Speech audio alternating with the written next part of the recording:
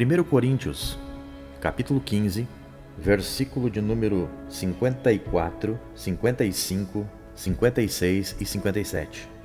E quando isto que é corruptível se revestir da incorruptibilidade, e isto que é mortal se revestir da imortalidade, então cumprir-se-á a palavra que está escrita: tragada foi a morte na vitória. Onde está, ó morte, o teu aguilhão? Onde está, ó inferno, a tua vitória? Ora, o aguilhão da morte é o pecado, e a força do pecado é a lei. Mas graças a Deus que nos dá vitória por nosso Senhor Jesus Cristo. A morte e o estado intermediário, vistos à luz da Bíblia Sagrada. Se por um lado estamos esperando pelo segundo advento de Cristo, por outro lado, certos acontecimentos irão ocorrendo, e certamente a morte é um deles. Cada pessoa salva ou perdida que morre fisicamente, enquanto espera pela vinda do Senhor, terá de descer à sepultura. Não há como escapar. A morte é um inimigo, e acerca disso não pode haver dúvida razoável, posto que, segundo a Bíblia, o último inimigo a ser destruído será a morte. A morte, conforme já dizia o poeta, é a mancha mais negra e mais vergonhosa que existe na face da terra. O sepulcro é o mais repulsivo dos escândalos, estendendo o palho de sua corrupção e mácula ao redor da face do globo. Nas Escrituras, são mencionados 3 variedades de morte: a morte física, separação entre o corpo e a alma e o espírito; a morte espiritual, separação entre Deus e a alma e o espírito; e a morte eterna ou segunda morte, que seria o sofrimento final do corpo, novamente unido à alma e ao espírito, no caso do pecador não regenerado, ficando completamente separado de Deus e dos redimidos por toda a eternidade. Nem para o santo, nem para o pecador, a morte é a cessação da existência. Jesus provou que a morte não significa a aniquilação ou a cessação da existência. A ressurreição de Jesus Cristo foi uma obra realizada pelo seu próprio poder, bem como a plena demonstração de que o espírito continua em existência após a morte física. As Escrituras ensinam tanto a existência dos justos como a existência dos ímpios após a morte e antes da ressurreição. Durante esse estado intermediário, a alma e o espírito ficam destituídos de seu corpo permanente. Esse estado, no caso dos justos, importa em alegria e bem-aventurança conscientes. No caso dos ímpios, importa em sofrimento e tormento conscientes.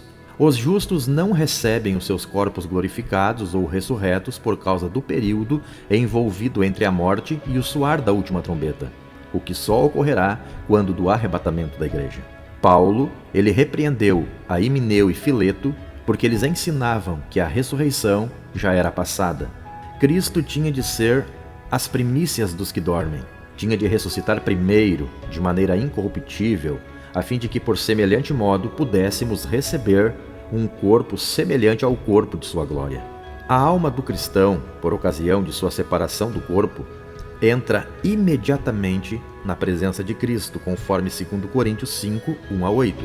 Os espíritos dos cristãos que partiram estão em companhia de Deus, conforme Eclesiastes 12 e 7 e Hebreus 12, 22 e 23. Por ocasião da morte, os cristãos entram no paraíso. A palavra comigo, que aparece no trecho de Lucas 23, 43, significa o mesmo estado.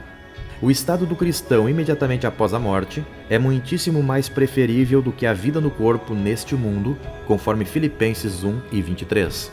Os santos que partiram estão vivos e conscientes. Os cristãos que partiram se encontram em estado de descanso e bem-aventurança, conforme Apocalipse 6, 9 a 11.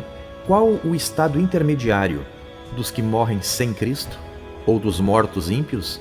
Encontram-se em prisão, sob restrição e vigilância, 1 Pedro 3,19. Não há necessidade de vigiar espíritos inconscientes. A restrição subentende a capacidade de exercer ações. Estão em tormento e sofrimento conscientes, conforme Lucas 16, 23. Estão debaixo da sentença da punição, conforme 2 Pedro 2, 4 e 9. O estado intermediário é um estado em que a alma está incompleta, sem importar se encontra no estado consciente da alegria, no caso dos santos, ou se encontra no estado consciente de tormento no caso dos ímpios. A alegria perfeita dos salvos e a miséria absoluta dos perdidos começará após a ressurreição do corpo e o julgamento final. É errada a opinião que diz que as almas, tanto dos justos como dos ímpios, dormem entre a morte física e a ressurreição. As Escrituras tão somente dizem que os mortos dormem. Essa é a linguagem das aparências e literalmente aplica-se somente ao corpo. É errada a opinião que os sofrimentos próprios ao estado intermediário é para efeito purgatório. As Escrituras não fornecem qualquer indicação que aqueles que estão redimidos estarão sujeitos a qualquer sofrimento extraterreno. E nem a igreja terrena e nem os homens físicos têm qualquer poder de aliviar o estado de sofrimento que aflige os mortos não regenerados. Cristo levou o pecado e o sofrimento merecido por aqueles que o aceitam como seu Salvador e Senhor. Se quisermos sermos livres da condenação após a nossa morte, vamos nos entregar inteiramente a Cristo e reconhecê-lo como Senhor e Salvador de nossa alma. Que Deus abençoe grandemente a tua vida e que esta mensagem sirva de reflexão e enlevo espiritual.